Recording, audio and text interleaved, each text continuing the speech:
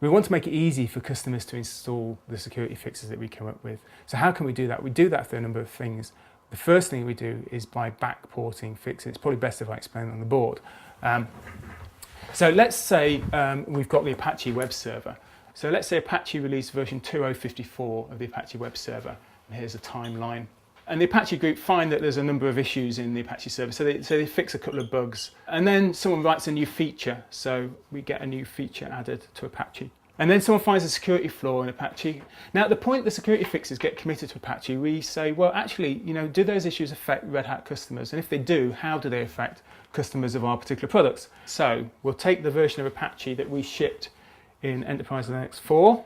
We'll isolate just the security fixes, add those to the code that we were shipping before, test and ship a new version, which is still based on 2.0.52, but includes the security patches.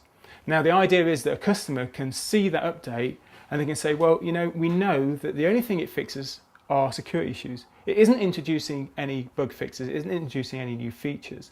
That's important because upstream projects like Apache have a history of changing things significantly between their updates.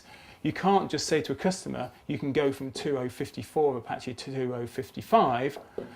The reason is because the module interface might have changed, so customers might have to recompile all their modules. You don't want a customer to have to recompile all their modules just to get a security update. We want them to apply a security update.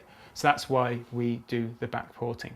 Severity levels are something that we use throughout Red Hat, internally and externally, to work out what matters the most, which issues really matter the most to customers, which have the biggest risk. Basically 4 levels. There's critical. Now, critical issues are those that could be exploited remotely by a worm. So let's say a flaw in the Apache web server, which lets someone remotely take control of your system and run code as the Apache user. That would be critical. So we also include in critical those issues that could be exploited via a web browser. So say you're browsing a malicious website and that website can run arbitrary code on your system. We treat that as critical as well. You can no longer say really that you're visiting malicious websites. Things include adverts from third-party ad servers. You're never quite sure where the content is all coming from. So we treat those as critical as well. The next stage down is important. Important are things like denial of service attacks. If you can remotely crash a daemon that's running on your system, or if you're a local and privileged user and you can gain root access, that's something we class as important. And then below that's moderate and low, which are issues that are less likely to affect you.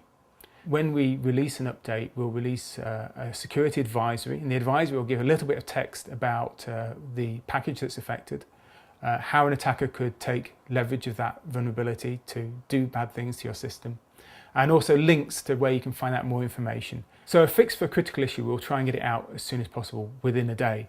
That means we could be releasing any time of the day or night, Friday night, Saturday morning, Thanksgiving, doesn't really matter. We'll push out a critical that's public as soon as we have a fix for it and not wait for some monthly schedule. We feel it's in the best interest of customers' risks. Importance, we aim for about a week. Moderates, again, we make a decision based on the risk to customers, whether we're going to update it or whether we're going to hold off and wait for something more important to come along and kind of fix everything in one go and roll it all up.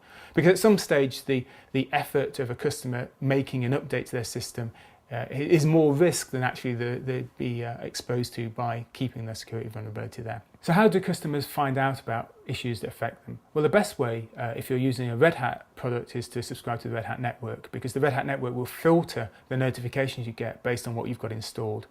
If you've got the XPDF package installed on your old Red Hat Enterprise Linux 2.1 box and there's a vulnerability in XPDF, you'll get a notification for it. If you've already updated your version of XPDF, you won't get the notification.